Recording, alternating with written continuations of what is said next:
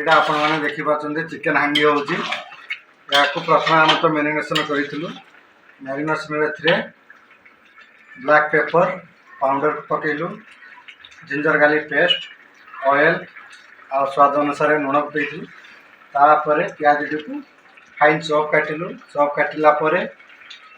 से कढ़ाटे भल भाव गरम करदेलु गरम कर सारा कढ़ारे ऑयल तेल देलु तेल दे सारापर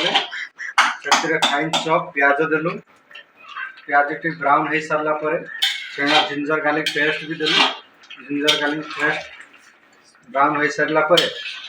चिकेन टी ढालू चिकेन टी ढाली सारापर भल भाव भणीदेलु